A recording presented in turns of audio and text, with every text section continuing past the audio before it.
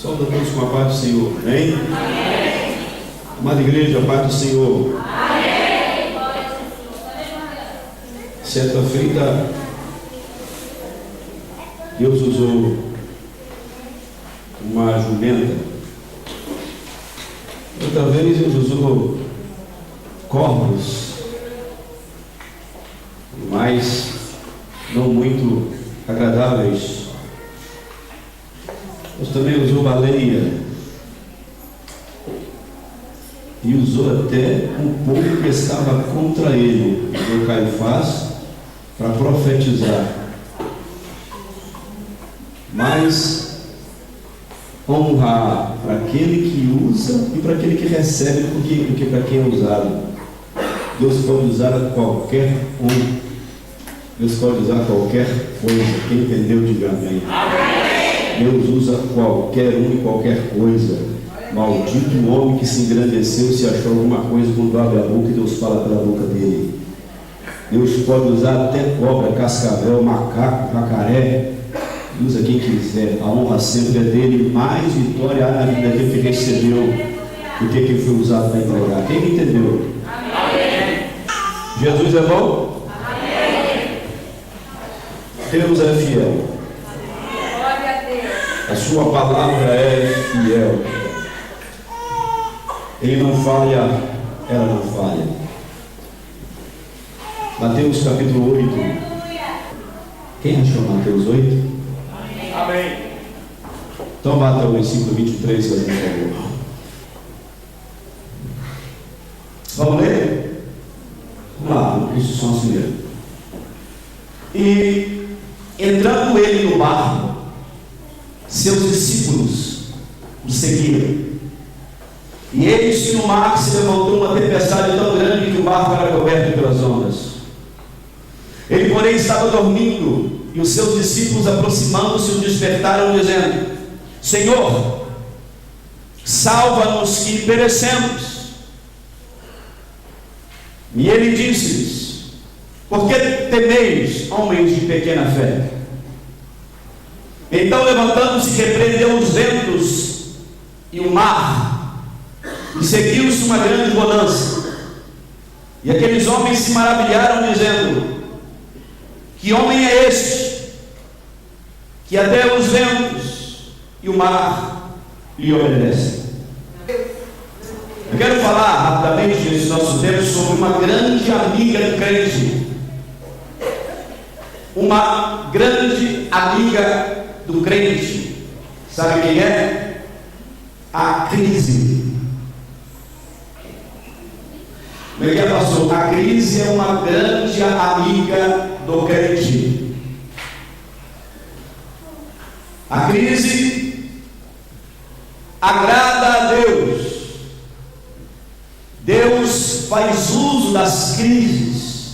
E quando a gente fala crise, não é apenas uma crise mundial, não é apenas uma crise nacional, seja na sua cidade, no bairro, na sua rua ou na família, mas uma crise até mesmo pessoal, algo que acontece com você apenas, no seu particular. Deus faz uso dela para abençoar a sua vida. Quem crê nisso? Mas o que é crise? É dizer, quando se escuta falar de crise, só se pensa em essa crise, esse movimento mundial que ataca os cofres e ataca financeiramente as nações. Mas crise, todo acidente repentino, toda situação que foge ao controle, que vem de forma repentina, que faz uma ruptura no equilíbrio, é crise. Se nós observarmos a fase difícil que o mundo está passando, sabemos que é crise. Mas tem famílias que passam por fases difíceis, estão passando por crise. E há pessoas que dentro de uma família que está equilibrada, ela sozinha passa por crise. E Deus faz uso disso para abençoar as nossas vidas. É como um furacão a crise. O furacão não diz a hora que vem, não pede licença para chegar. O furacão, quando ele vem, ele não fala: olha, eu vou chegar, eu peço licença para aparecer. Não, ele se informa. A gente não sabe como ele vem e vai passando, não bate na porta, não pede permissão, não pede licença. Ele chega e quem quiser que saia da frente. E da mesma maneira que ele vem, ele permanece no tempo que tem que ficar e depois vai embora, porque não fica para sempre. Mas todo furacão que vem ensina ao povo alguma coisa: a se preparar, a se defender, a serem mais humanos, a se prepararem para novos furacões. E assim é a crise. Todos os grandes países que têm força hoje, que são respeitados, países de primeiro mundo, sofreram crises antes de chegar onde chegaram. Se olha para um país hoje e vê a sua força, a sua posição, mas quando você vai ver a história, crises gigantescas daquele povo enfrentou. A crise é uma amiga do crente. Nós observamos na passagem que esses discípulos que andavam com Jesus, em um momento Jesus decide entrar no barco, e eles entram atrás seguindo o Senhor, como é normal seguirmos ao Senhor, amém? E diz que de repente vem, ou seja, como um furacão, ou seja, como uma crise, levanta-se uma tempestade, ela vem sem avisar, sem perguntar nada a ninguém. Você nem sabe como ela se formou, mas ela chega, balança o barco. Aqui diz que as águas vinham cobrindo a embarcação e eles entraram em desespero. E algo interessante é que o Senhor Jesus estava ali dentro. Ele estava no barco. A tempestade veio, esta crise veio, e quando veio, o surpreendeu mesmo estando com Cristo. Quem aqui já não foi surpreendido por uma crise mesmo sendo cristão? Quem já não dormiu bem, no outro dia pela manhã a crise chegou e te pegou desprevenido, porque parece até que não estamos preparados. Ela vem e nos aborda de maneira grossa, truculenta, com açoites, e se a gente não vigiar, a gente perde a direção e até desvia. E quantos não desviaram? Mas não é para isso que a crise vem. As crises são vitaminas, as crises são alimentos. Todo grande homem passou por crise, toda grande mulher sofreu crises. Você nunca vai encontrar alguém que é gigante na fé, alguém que tem recursos financeiros, alguém que seja barra pesada em algo, sem ter enfrentado dificuldades que outras pessoas não suportaram, mas ele suportou. É por isso que eu digo, glórias a Deus pelas crises que vêm.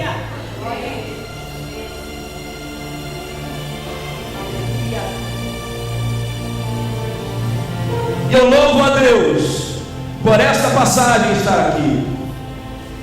Eu louvo a Deus por aquela situação onde homens aprendendo a ter fé, pastor. Eles estavam aprendendo com Jesus, porque tinham algo grande para fazer pela frente. Não. Eles tinham algo imenso para fazer pela frente, e não é qualquer um que faria a obra que eles fizeram. Jesus pega 12 homens completamente despreparados, atípicos para a obra. Homens que quem olhava para eles, ele fez questão de escolher galileus, a maioria, homens iletrados, que quem olhava dizia: Jesus vai passar e não vai vê-los, porque eles não têm condições.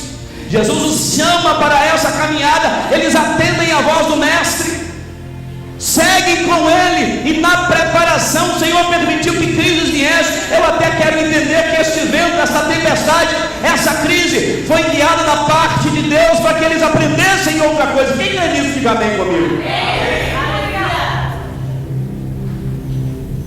Eu quero que você entenda, irmãos, que Jesus era homem. Essa vez o pastor me batia, ele dizia: Jesus era Deus, completamente Deus. Eu falei: filho, não. Deus não sangra, Deus não dorme. A palavra afirma que o guardião de Israel nem pisca. Deus não tem dores e não morre. Jesus passou por tudo isso. Como homem, Deus estava dentro dele ali 100%, mas ele era homem.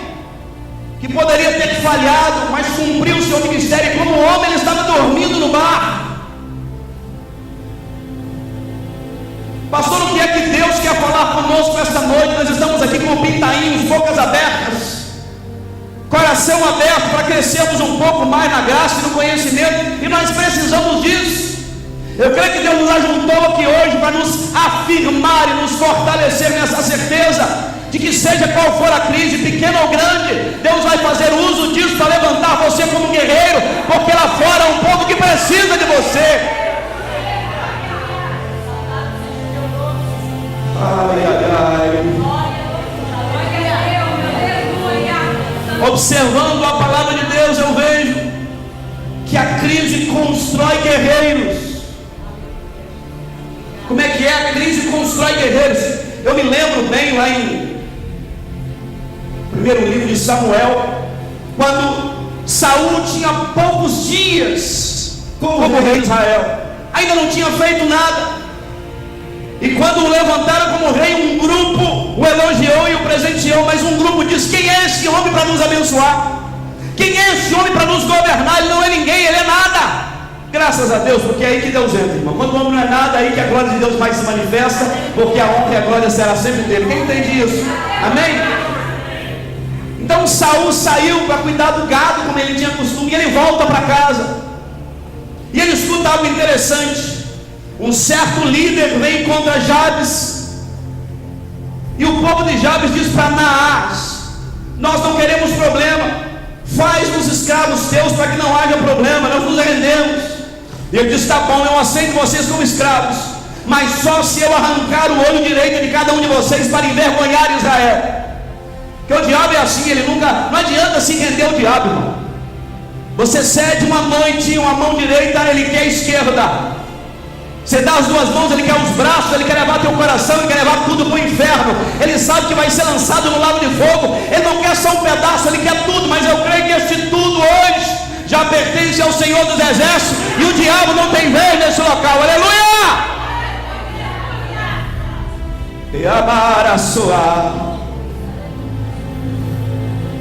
E Saul chega, o povo estava chorando, morrendo de medo, e Saul não tinha feito nada ainda. E quando ele chega lá em Gibeá, ele escuta as notícias. O que é que está acontecendo? Não, nós temos que nos render, porque ele pediu para arrancar o nosso olho direito, os olhos de cada um de Israel, para nos envergonhar. Quando Saul ouviu, diz a palavra de Deus que o Espírito do Senhor se apoderou de Saul, e ele ficou furioso pela presença do Espírito. Eu costumo dizer, o Espírito Santo é suave, é manso, ele assopra como brisa, mas ele também é autoridade, ele é poder, ele é um fogo abrasador, que quando toma o homem, ele recebe autoridade, e com ímpeto enfrenta o diabo. Quem crê nisso, diga glória a Deus. Saul ficou furioso com a notícia, porque o Espírito entrou nele por causa da crise. A crise não trouxe medo a Saul.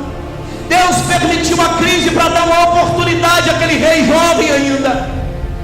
O Espírito se apodera, ele pega um boi, parte no meio e manda levar por todo Israel e diz: quem não for comigo a batalha contra Naás, assim será feito com o gado que ele tiver. O povo teme, vem com Saul para a guerra, e eles guerreiam e vencem pelo poder de Deus na vida dele. Entenda bem uma coisa: a crise só serve para te fazer crescer. Aquele que crê no Senhor, pega a crise, monta em cima dela e glorifica o nome do Senhor. Quem está na crise, glorifica.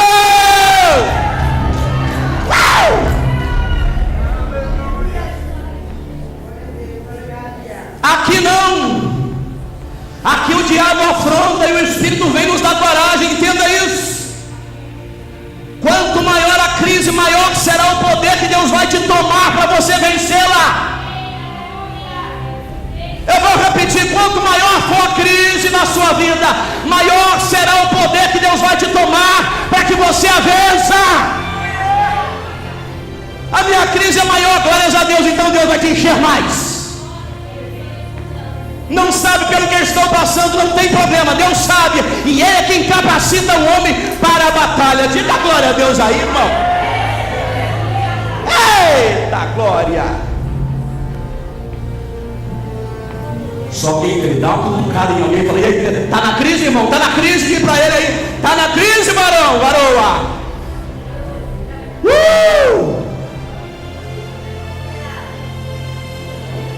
Parece até que eu estou vendo Israel no lugar chamado Vale do Carvalho, e os filisteus em um lugar que no hebraico é fronteira sangrenta. Eles acampam na fronteira sangrenta. Escolheram o lugar certo, que iam sangrar mesmo. Israel no Vale do Carvalho. Haviam dois montes onde Israel vinha ver e afrontar, e ao mesmo tempo receber a afronta dos filisteus. Diz a palavra de Deus que havia um gigante de 3 metros. Eu quero esclarecer que ele homem pesava mais de 300 quilos. Só a sua roupa com arma e tudo era por volta de 100 quilos. Não era qualquer coisa, era um homem zarrão. E é tudo que Deus precisa. São inimigos fortes, para que o nome dele seja fortemente glorificado. Aleluia. Não peça inimigo pequeno não, irmão. Se for grande, dá glória a Deus, porque o nome dele será glorificado ainda maiormente. Aleluia. 40 dias fazia a guerra, sem guerra.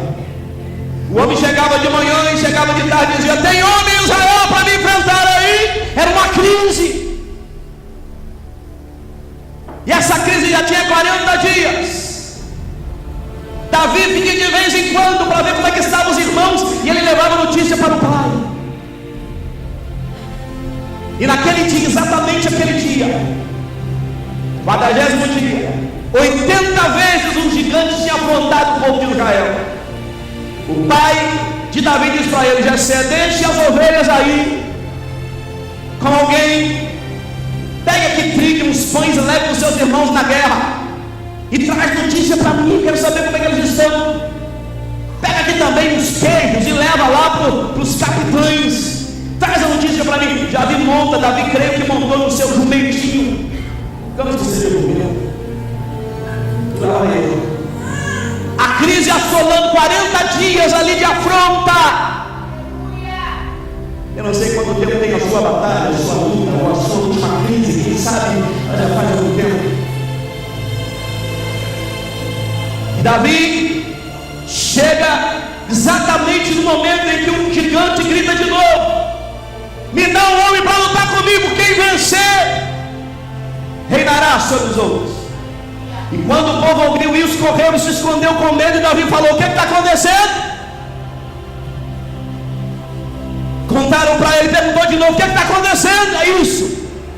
Falou: quem é este incircunciso filisteu para afrontar o exército de Deus vivo? Eu serei mais claro: quem é esse filisteu para afrontar os exércitos do Deus vivo? Eu quero dizer uma coisa: quem é o diabo para te afrontar, para afrontar o povo de Deus? Quem é o cão para entrar na tua casa e dizer que você não vai vencer?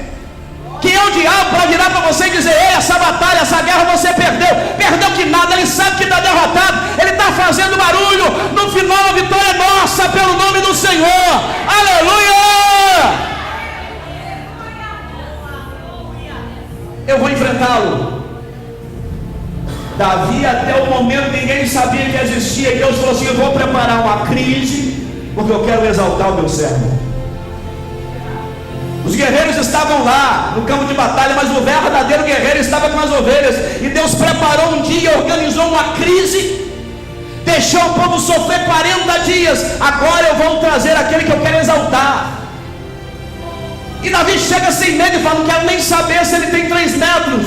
O meu Deus é maior do que os maiores, ele é gigantesco, ele é dimensão, ele é universo, ele é tudo, ele enche tudo.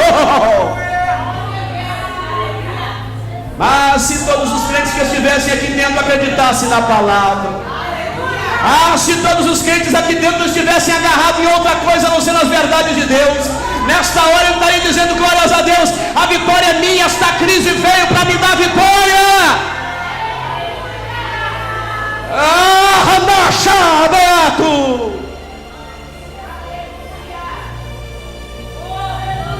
Por que Deus não exaltou Davi sem crise, irmã Ana Cláudia? Por que não havia ali um gigantinho?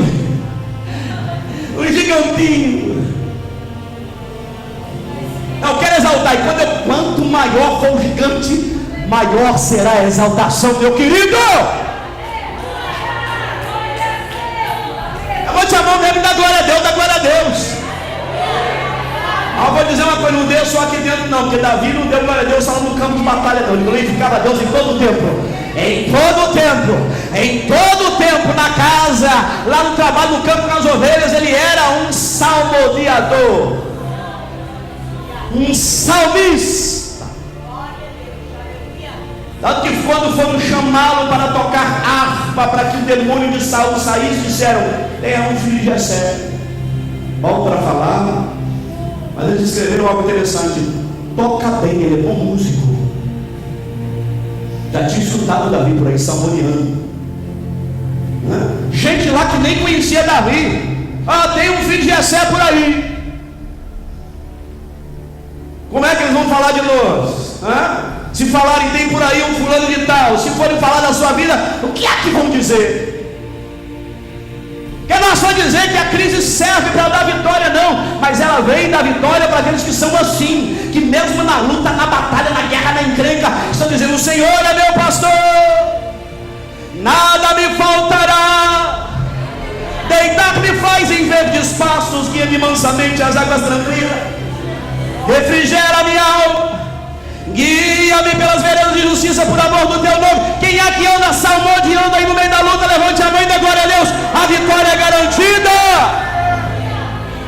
Oh, glória.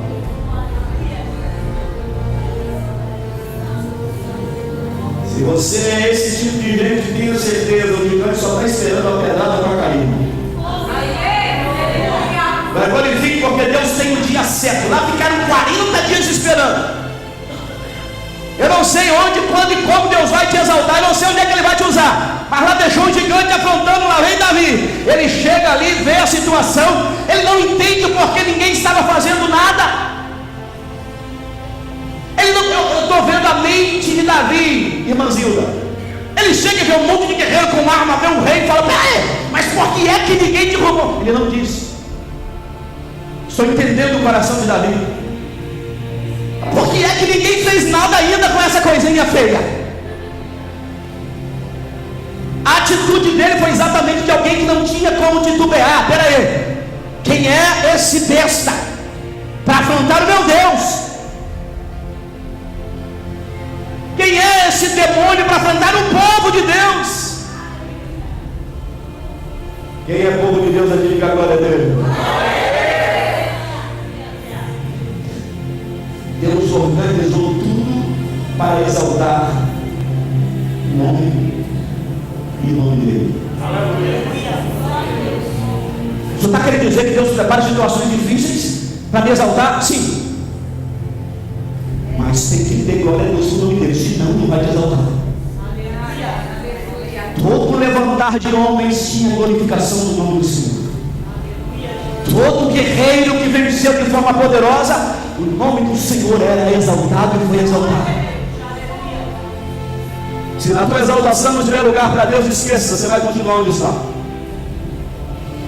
Mas se está preparado o seu coração para que naquele dia da vitória você fazer como Davi, Deus hoje mesmo vai me dar vitória contra você, gigante. Eu vou te derrubar, vou te dar a tua carne para os animais do campo comer, e toda a terra saberá que há Deus em Israel. É o que você vai fazer. A sua vitória vai fazer com que toda a terra saiba que há Deus em Portugal, que há Deus na tua casa. Se ele levante a mão e adore a Ele aí, abençoado. Oh!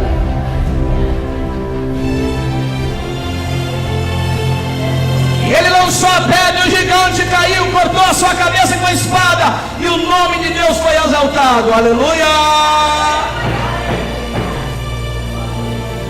Quando a gente fala de gigante, lembra de quem? De Davi. Quando a gente fala de bom demais, a gente lembra de Elisete. Se falar de crianças, lembra de Elisete, que cuida das crianças. Se Se falar de bolinho de Berlim, eu lembro do Manuel. Se falar de futebol, a gente lembra de Pelé. Desculpa quem tem os seus camaradas por aí.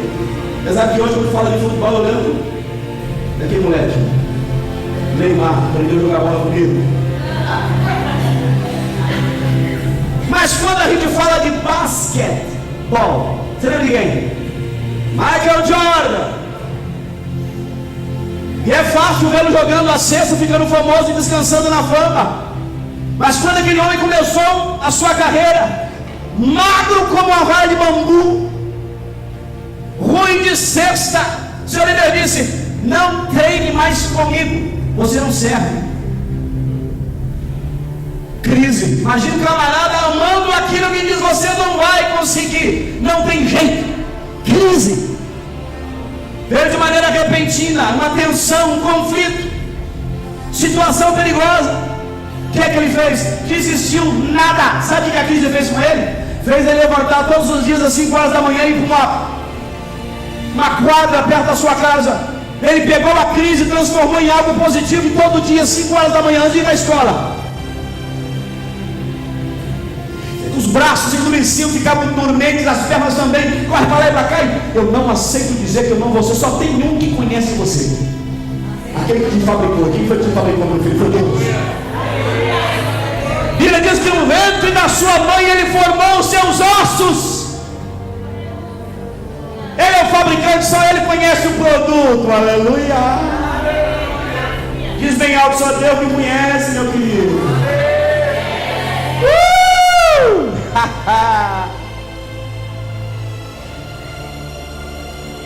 Primeiro jogo ele consegue entrar, faz de tudo. O treinador deixa, porque quando ele foi no treino, ele fez sexto. O camarada falou: camarada, estava pesado, tá bom, vamos lá jogar. E no primeiro jogo o treinador disse para ele assim: ó, não deixa acontecer, dê passo, mas não tente fazer uma cesta.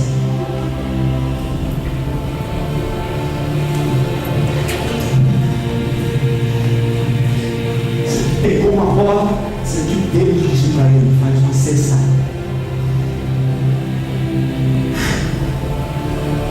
Put the ball on the basket. Isso um flash, dizer que eu via anjos por aí, crendo no Senhor ele, cara. Ele fala: vou desafiar lá do meio. Cesta, a primeira das viagens. Sabe por que ele ficou assim? A crise. Ah, estou enfrentando uma crise, vou parar com a minha jornada. Pega a crise, monta cavalo nela, meu filho. Estou passando uma fase difícil, fala glórias a Deus. Deus está querendo me fazer virar guerreiro. Crise constrói guerreiros e guerreiros grandiosos. Nós temos um exemplo. Eu vou lá embaixo. Quem ouviu falar daquela cadela, fala aquele cachorrinho? Cadela? Faith. A cachorrinha chamada Fé. É uma cadelinha que nasceu sem as patas dianteiras. Eu não tinha as duas. Nada aqui para lá. E a própria mãe cadela rejeitou a filhotinha. A dona rejeitou. Então uma senhora falou: me dá para mim, eu quero. E começou a investir na cadelinha. Colocava em cima do skate, empurrava para ver se ela acostumava com uma coisa. E foi tentando, foi lutando. Aleluia. Até que a cachorrinha, a cadelinha, começou a andar assim. Não tinha isso aqui. Ficou famosa no mundo inteiro. Se ela tivesse nascido com as 4 patinhas, ninguém nem sabia que ela existia. A crise serviu para ela ficar famosa. O nome da cachorra passou a ser Fé. Aleluia. Você está entendendo o mistério? O que Deus quer fazer com essa luta tua abençoada? É te deixar famoso. é fazer de ti um guerreiro. Ela lutou, ela perseverou aquela cadelinha, ela teve ajuda. Hoje nós temos a ajuda do Senhor, do próprio Deus, do próprio Espírito Santo, além das pessoas que nos cercam. A crise serve para fazer, irmã Lana, guerreiros. Aleluia. Você pode dizer aleluia?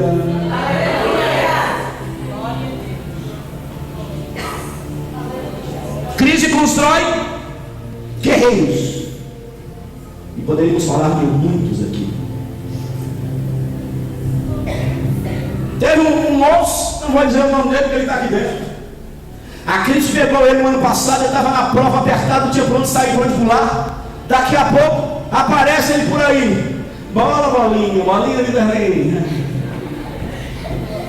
Coisa apertou, e uma coisa que eu nunca tinha escutado ninguém falar é que bola de Berlim vendia na praia e dava dinheiro. O camarada chegou a vender 500 num dia. Sabe por quê? A crise o direcionou a algo. A gente precisa acreditar nisso. Enquanto alguns se matam, desviam-se da verdade, Deus está fechando aqui, apertando você para que você cresça no meio da crise e descubra novos horizontes. Acredite no Senhor, Ele não nos abandona. Se Ele fechar uma porta, Ele quer abrir uma porta maior. Só quem acredita nisso, dá glória a Deus. Está fraco esse negócio aí. Aleluia, obrigado pela crise.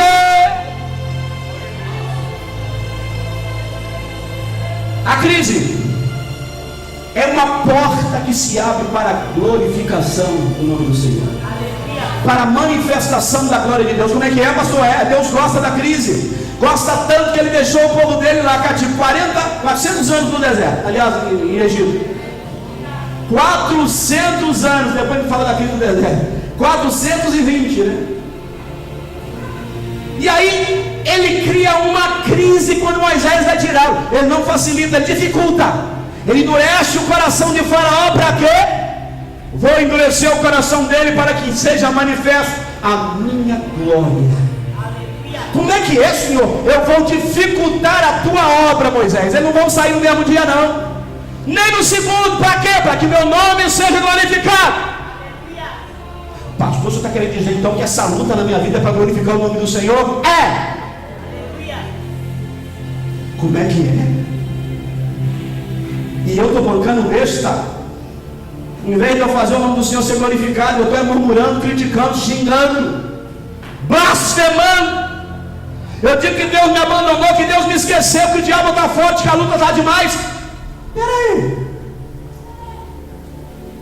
Deus quer ser glorificado nessa crise? Aleluia.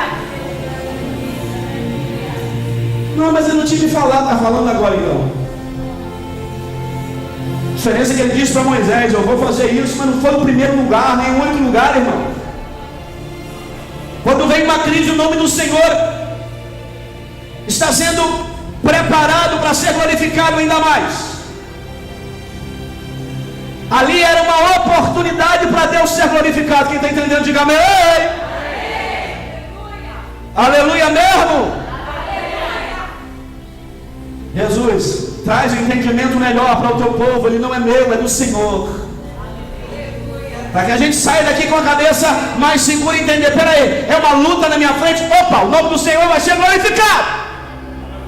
Opa, apareceu uma crise, o nome do Senhor vai ser glorificado. Você crê nisso, irmão? Amém. Crise mede e faz crescer a fé do crente. Que uma crise mede e faz crescer a fé do crente. Os discípulos que estavam no barco com Jesus, quando vem a crise, quando o vento sopra, que o barco balança e as águas começam a cobrir, literalmente a Bíblia diz que as ondas cobriam o barco. Ô irmão, não estava só balançando, não. As ondas, as águas estavam entrando no barco. Eu vou ser mais claro: quem estava lá dentro, a maioria eram pescadores. O que eles eram? Não, vocês não falaram alto, como é que é? Pescadores. Cara, é tão gostoso quando você pega uns 10 crentes e fala assim: pescadores. Então você fala assim: pescadores. pescadores. Quando você vê umas caras dizendo assim, pescadores. Eu estou entendendo o que você está querendo dizer, Jesus. Estou entendendo a voz do Espírito. Eles eram pescadores, estavam no barco. Eles tinham costume com água, com barco, e ficaram desesperados. A coisa estava feia. Aleluia. Mas até que eu estou vendo a cara de Pedro, acostumado com tempestade e tudo mais. Aí, Senhor, acorda aí, porque nós estamos morrendo. O Senhor não está se importando com isso? Era uma crise. Aleluia. Aleluia. Você está pensando que Deus não te prova naquilo que você tem costume? Naquilo que você manuseia o tempo todo? Que Deus não vai pegar naquilo que você está acostumado a ver todos os dias funcionando direitinho? Isso aqui eu não tiro de letra. Você tira de letra enquanto eu quero. Agora eu vou fechar a porta, você vai ver que nem isso você vai tirar de letra. Quando Deus fecha, ninguém. Não tem Satanás, não tem anjo, não tem ninguém. Nenhum homem, por mais potente, nenhum homem, por mais usado que seja. Deus fechou, está fechado.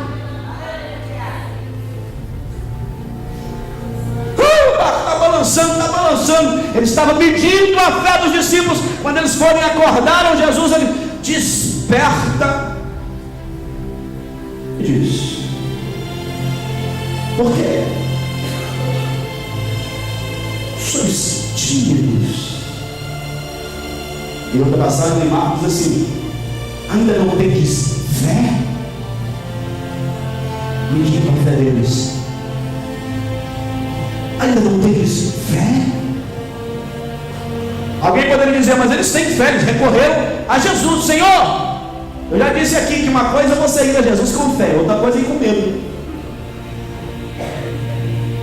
Ainda mais quando ele está tão pertinho, não tem mais ninguém aí como nele, é o único que tem. Fé é diferente disso. A fé você pode ter recursos, que a sua esperança está somente nele. Fé você pode ter dinheiro no bolso, arma na cintura, muita riqueza, mas a sua esperança está somente nele. Fé não é aquela que na hora do aperto o cara fala: Jesus, me socorre. Não, fé é aquela que você pode estar muito bem, que você vai dizer: Jesus, o meu socorro é o Senhor, não é outro. E ele acorda e diz: vocês são tímidos, medrosos, ainda não têm fé. Mediu a fé deles. Aí faz o quê? Vento, mar, quieta-te. Aleluia. Eu aprendo aqui que muitas vezes, mesmo sem termos a fé suficiente, a misericórdia de Deus é agir. Mesmo sem conhecermos suficientemente ao Jesus que nós cremos, a sua misericórdia vai agir, vai nos livrar. Aleluia! O senhor na praça está comigo, tá, né? A igreja também está? Estamos juntos aqui navegando no Espírito. Quando acaba a situação, que a água, que a tempestade passa, que eles dizem: presta atenção em mim, deixa o camarada filmar. Eles disseram: que homem é este que até os ventos e o mar lhe obedecem? Mediu a fé, mas também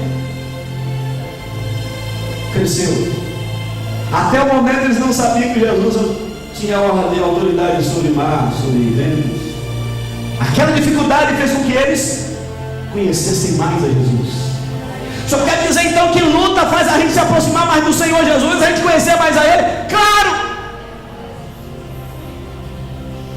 Terrível é quando vem uma luta, irmãos. Aí o camarada que está indo ali pega e fala: não, minha vida acabou, vou embora do país, eu não sei para onde, vou abrir mão daquilo, vou abrir mão daquilo outro. Muda o pensamento que tinha. Ele tinha uma direção, ele tinha uma atitude. Aí vem a prova, ele abre mão dos seus sonhos e não entende que Deus está preparando, o limpando, dando uns tapas no bumbum e dizendo: tu estava fora do caminho, entra no caminho que eu quero te exaltar. Não importa a sua idade, não importa a tua cor, não importa a quantidade, o tamanho da tua fé. Se tu espera em mim, eu trabalho a tua fé, eu te levanto, eu te ergo, eu te sustento com a destra da minha justiça. Quem crê nisso, diga glória a Deus.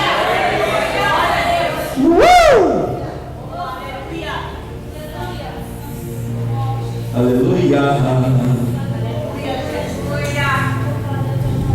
Mede a fé. Sua fé está sendo medida nessa crise? Nessa luta? Você sente que Deus está medindo a sua fé? Aquele dia que você fala, não dá, mas dá.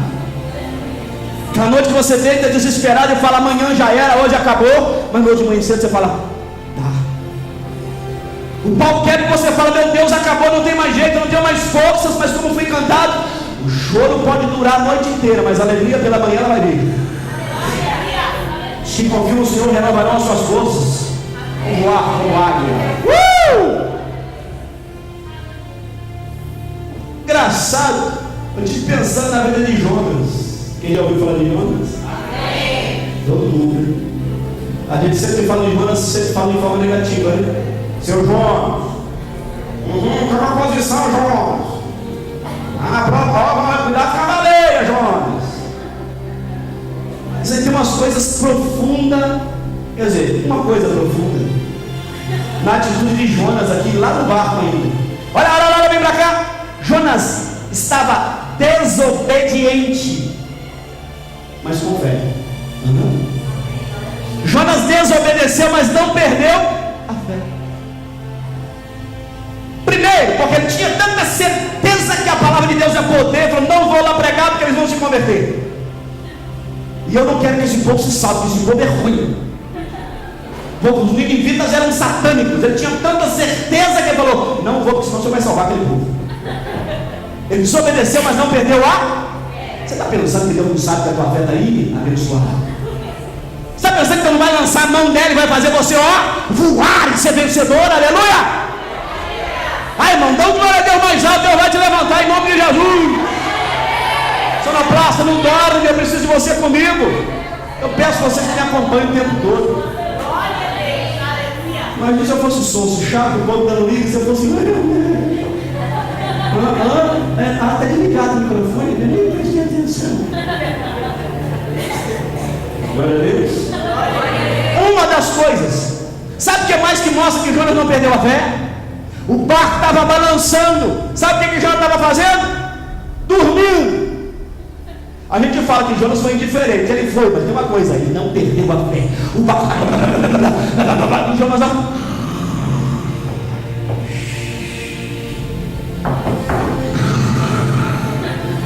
os marinheiros tudo desesperados e o desobediente dormindo. Sabe o que é isso? Aleluia.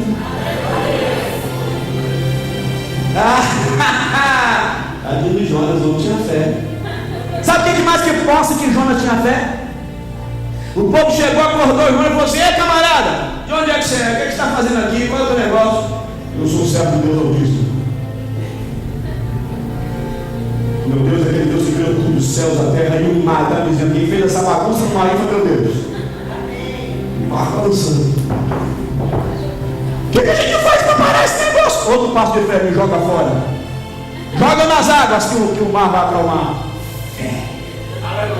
E Deus olhando para baixo e dizendo, esse desobediente tem fé, não tem? Esse desobediente tem fé. Deus chama, ele está desobedecendo, mas olha a fé dele. Porque Jonas não era desobediente, ele desobedeceu.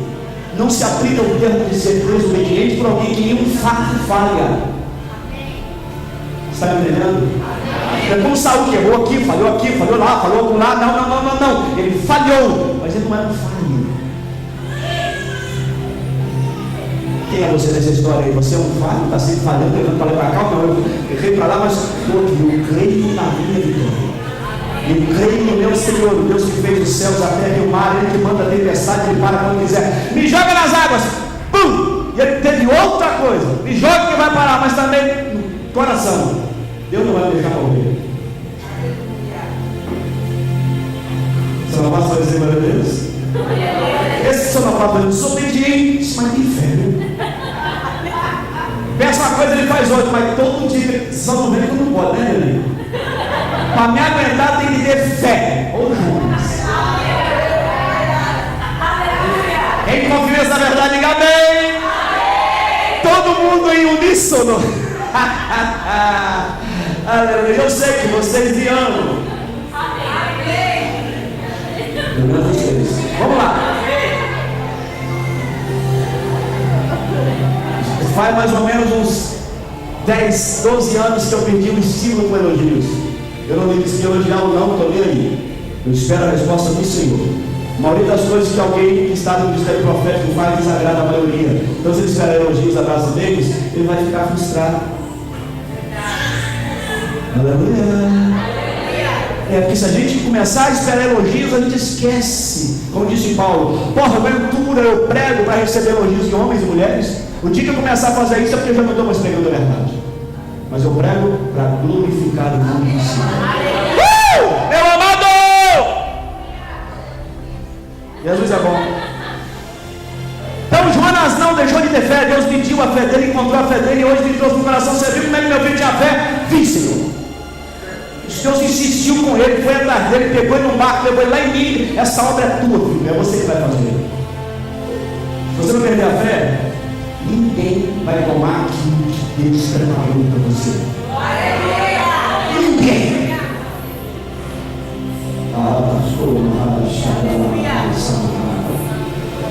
Vamos embora, que o tempo é curto. Muitas vezes Deus envia a crise para mostrar que sem Ele os nossos esforços são em vão.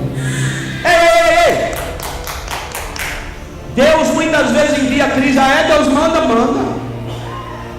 Para a gente aprender que sem Ele não adianta. Sem tiver a vigiar a cidade, o guarda ficar no portão, nem fazer planos de construção. Salmo 107, versículo 23, começa a história bonita. São várias histórias daquele salmo. Mas diz que aqueles homens marinheiros acostumados a viajar pelos mares, fazendo o seu trabalho, levando as mercadorias, diz que eles estão em alto mar. Olha aqui, aí Deus manda uma tempestade. Quem mandou? E aí o barco, o navio fica totalmente doido, sobe aos céus e cai. Pá! Pá! E de que eles vão, agarram na rede, agarram na corda, agarram no remo, agarram no maço, vão para lá, tentam se equilibrar, como bêbados, diz a palavra. Eles ficam assim. Estou falando de quem? Marinho. Não era pintor que estava no barco, marinheiro mesmo, acostumado com o mar.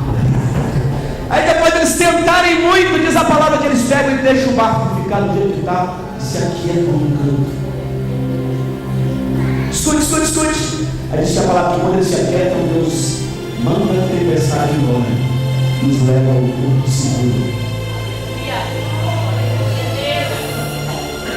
Há momentos que Deus manda a crise só para você ver que os seus esforços sem Ele valem. Há momentos que Deus manda as crises só para você entender que a tua sabedoria perto da dele é. Deus mandou aquela crise, os camaradas acostumados com barco, com mar. Olha, isso aqui é moleza para nós, meu filho. É barco, é remo, vamos lá. E não adiantou nada.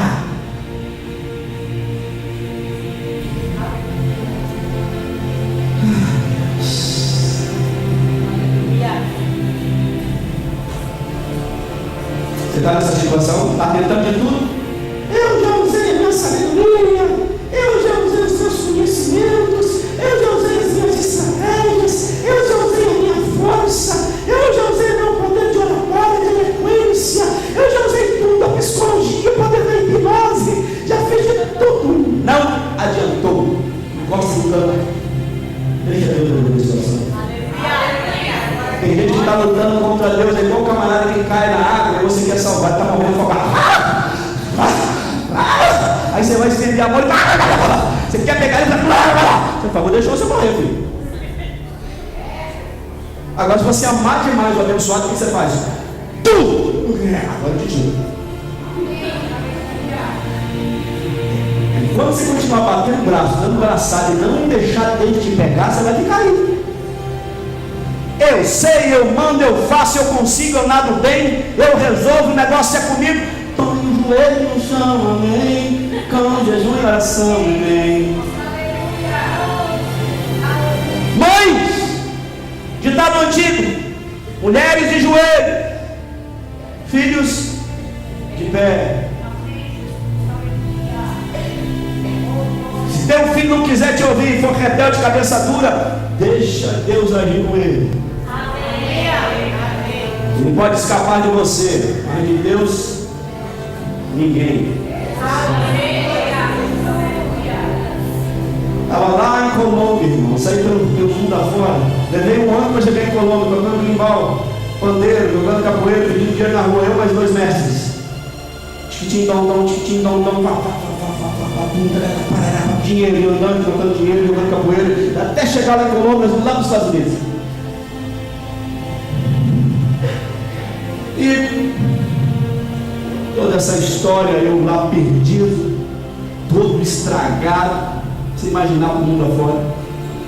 Meu pai nem falava, nem começava, nem comunicava, não era como hoje, que é tão fácil a comunicação. Aí o que ele fez? Ele falou: vou fazer uma campanha de 70 semanas de jejum e oração para o meu filho. Vamos de coragem. Então aí tem coragem de jejuar um dia pela família. Ai, Senhor, resolve o meu problema.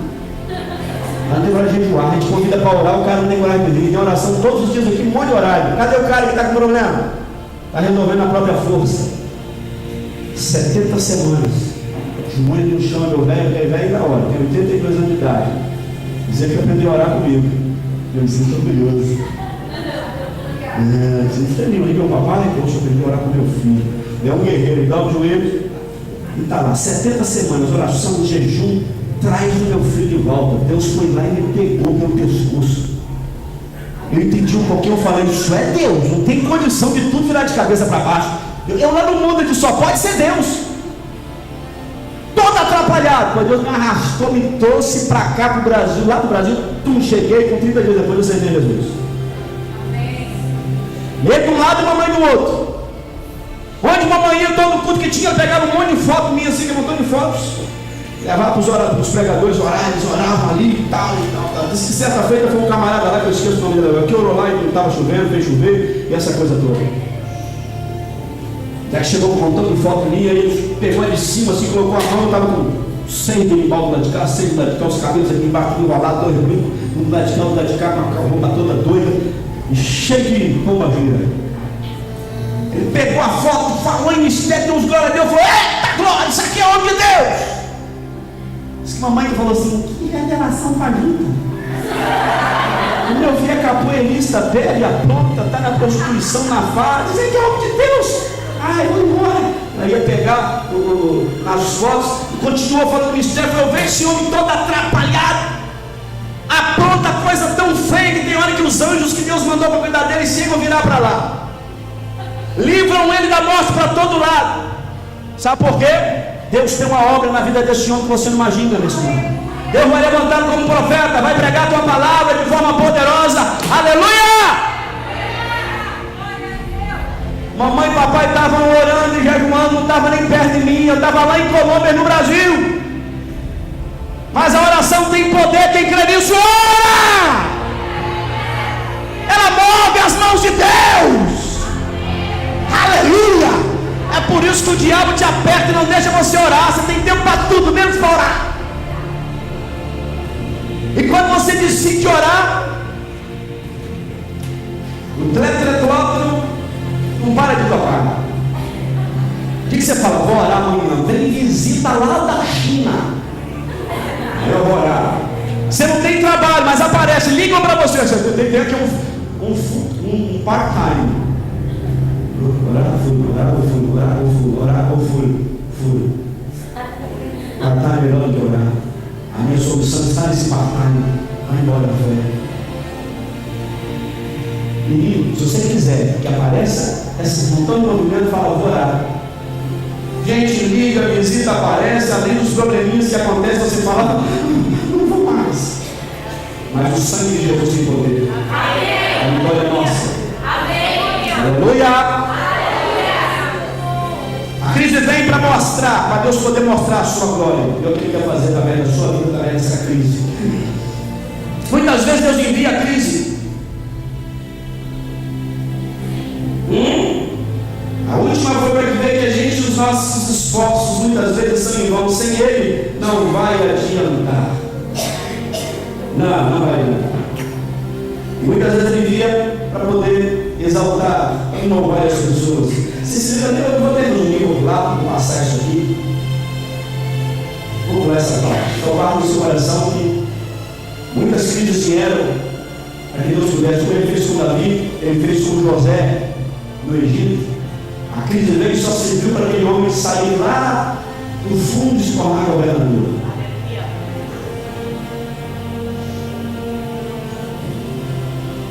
O problema veio lá em Samaria, para Deus exaltar 4 leprosos à porta da cidade.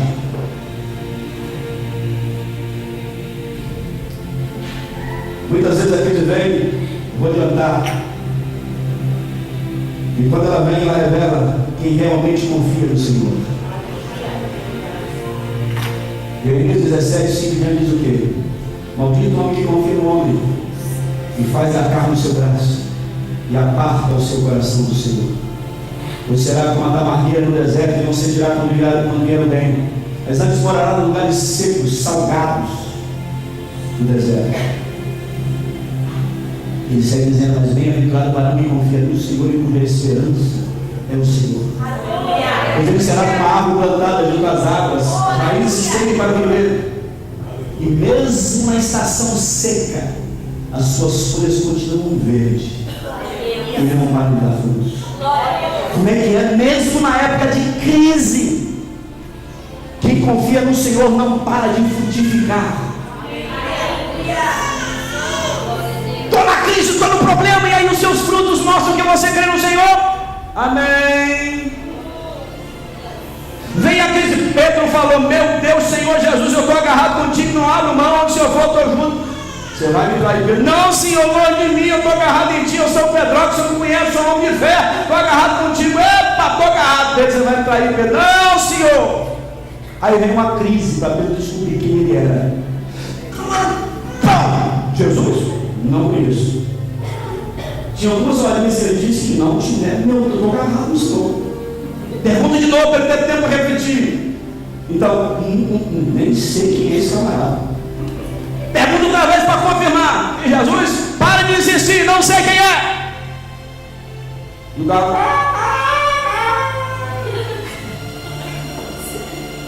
Quem aqui já ouviu o galo cantar algumas vezes? Aí Pedro descobriu: olha, cara, eu achei que eu era o cara. A crise veio para mim descobrir que eu não sou o cara. Não é? Já viu quando chega aquele momento?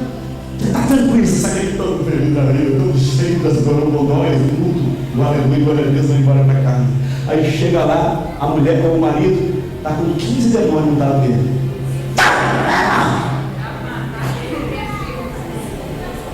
21, então, 15 é pouco. Só que se manifesta às vezes assim. Eu já Esther, se não fosse Jesus, nós estávamos ferrados. Tem gente que acha que consegue ficar rasteiro do diabo. Eu vou enganar o capeta, meu filho. Tem 6.000 anos. Antes disso, ele já estava na glória. Ele viu Deus, estava lá em cima com ele. Não vou enganar o capeta. Quem consegue vencer? Você consegue? Só pelo sangue do Cordeiro. Quem está debaixo desse sangue, diga glória a Deus. Chega em casa toda feliz do culto e tal. O culto foi bom, falou de crise hoje. E aí o cão está te esperando que ele faz isso. Ai meu Deus, não veio, foi no deserto, pegou Jesus.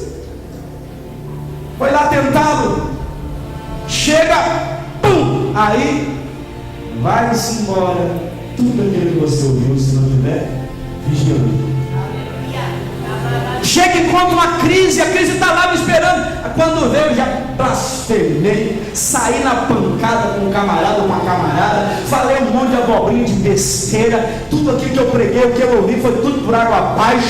Eu vi que na hora era só emocionalismo, eu já falei disso aqui. Uma coisa é falar com o psique da pessoa e a pessoa se emocionar, outra coisa é falar com o espírito. Quando o espírito toca o espírito, há uma reação diferente, as consequências são melhores. Mas quando é só a área emocional, eu até posso chorar. Claro, se eu fizer uma careta engraçada, os outros riem, porque o emocional foi tocado. Bacana, precisamos dele. Mas quando é no espírito que é tocado, a coisa tem frutos mais poderosos, mais maravilhosos, mais intensos, mais contínuos. Quem está entendendo, diga amém.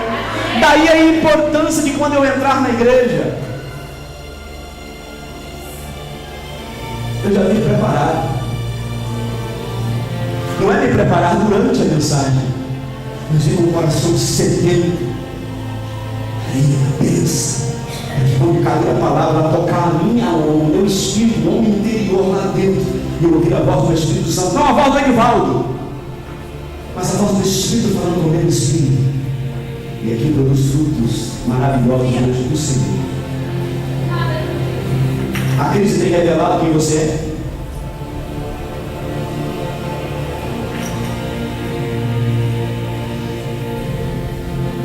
Estou chegando no final. Só um pouquinho de foto. Você lembra da viúva de Sarepta? Ou de Sarepta? Ô crise! Olha para cá! Ô crise! Ela tão feia que a mulher só tinha. Engraçado que Deus só foi lá quando só tinha a última comida. Deus testou a fé da mulher até no limite. Finalzinho, ela estava ali segurando, ela nem era da região do povo de Deus. Lá, o Senhor. Aí ela saiu longe, olhando para o filho, quem sabe acontecer, pegando uns gravetos de pau para poder fazer a última refeição e esperar a morte com o filho. Quem está me ouvindo?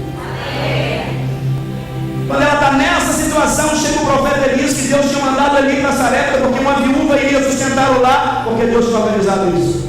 E ele chega. Quando chega, que a mulher vai entrar com as gravetinhas, quando ele vem com criança do lado, ele fala: senhora, como é que está? Tudo bem, a paz do Senhor, como é que vai? Aí, nós estamos na prova, senhora, você tem que fazer o quê? Vai, traz para minha água. Tá bom, vou trazer água para você. Já era a prova, porque não havia água. Era seca. Tá, mas tem uma coisa. Quero também comer. Traz comida para mim. Ah, meu filho. Coisa tá feia aqui, nós estamos na crise. Estou aqui, eu só tenho um pouquinho de farinha, um pouquinho de azeite, eu vou fazer a última comida, eu vou comer com meu filho, vamos esperar a morte. Vai, faz. Mas traz primeiro para mim comer. Porque assim diz o Senhor: na botija, na azeite não vai faltar, na panela farinha não vai acabar. Até que nós vamos juntos. Deus não multiplicou primeiro a farinha, não, nego. Deus não multiplicou primeiro o azeite. Como é que Deus é estranho? Difícil para entender. Ele já estava na prova. Deixa eu testar a fé dessa mulher até o limite. Ele estava ensinando a gente. Eu não vejo que aquela mulher frequentava uma igreja como essa aqui, que se escuta a mensagem todo dia. Não, mas ela tinha fé. Ela escutava mensagens que enchiam o coração dela de alegria e de certeza. Não tinha uma Bíblia como nós, nem os exemplos que nós temos. Não, mas ela tinha fé. Me dá, porque Deus vai mandar. Não deve ser fácil. Está aqui a comida. Tome, come. Aleluia. Me imagina a cara do profeta.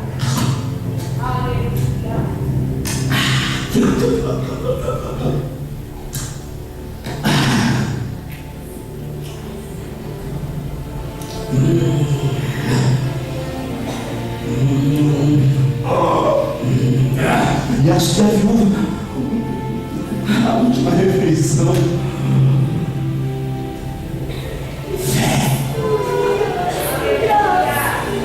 tem gente que fica esperando o tempo para dar.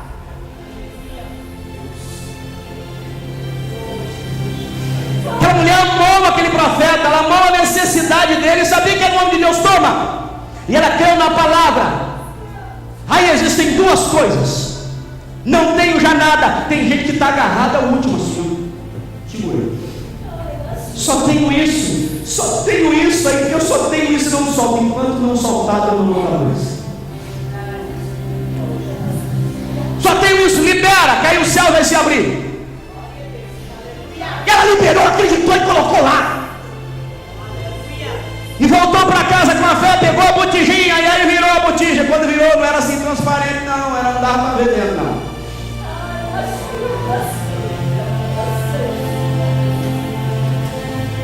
Azeite. Farinha na panela. Eita Deus, que é tremendo. E assim ficaram até Deus mandar chuva sobre a terra. Crise é uma grande amiga do crente. Não olhe apenas para crises domésticas, olhe para as crises que você enfrenta. Seja com filho, com filho, com esposo, com seja lá quem for. Crise. Deus se operar em milagres e maravilhas. Para finalizar, a crise ela é como um furacão, ela é passageira. Não vai ficar para sempre. Eclesiastes diz que há tempo para tudo, até para a crise, mas ela tem o tempo dela. E quando chega no final, que você olha para trás e fala: eu passei bem no vale, passou bem no vale, passei dando glórias a Deus, passou glorificando a Deus. Os inimigos pensaram que eu ia tombar, mas eu não tombei, foi assim. Me esperaram blasfemar, não blasfemei, foi assim. Glorifiquei o nome do Senhor, glorifiquei. Que coisa gostosa é provar o gosto da vitória. Fica de pé comigo os que creem. Os que creem. Essa crise só vai servir para glorificar o nome do Senhor. Os que creem que no final você vai cantar o hino da vitória e o inimigo vai ter que olhar e falar: eu perdi mais uma.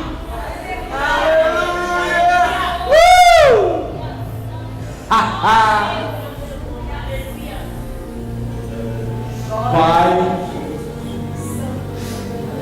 tu sabe que eu tenho vergonha da minha prédica, da minha oratória, principalmente sabendo da grandiosidade do teu tamanho, do poder do Espírito Santo, da necessidade.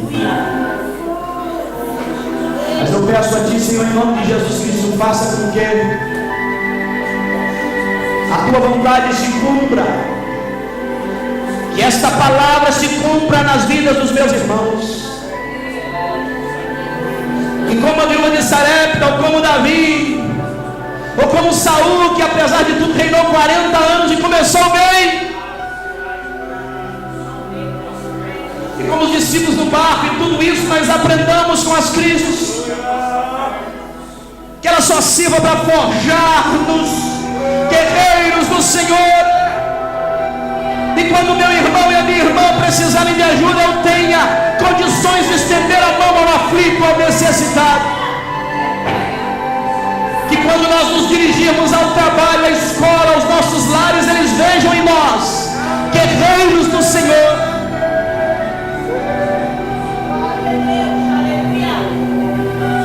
Levanta, guerreiros, glorifica o teu nome. Te glorifico por cada crise, por cada luta.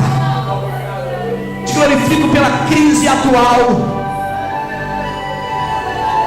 Tu estás assentado em teu trono de glória, de poder, e o Senhor domina tudo. O Senhor mandou uma crise lá para José. Seus irmãos se levantaram contra ele, tentaram matá-lo, jogaram no poço, tiraram do poço. Ele pensou que a crise estava acabando, venderam-no. A crise engrossou mais, ele virou escravo, saiu dali, foi parar na prisão. A crise piorou. Era apenas um adolescente.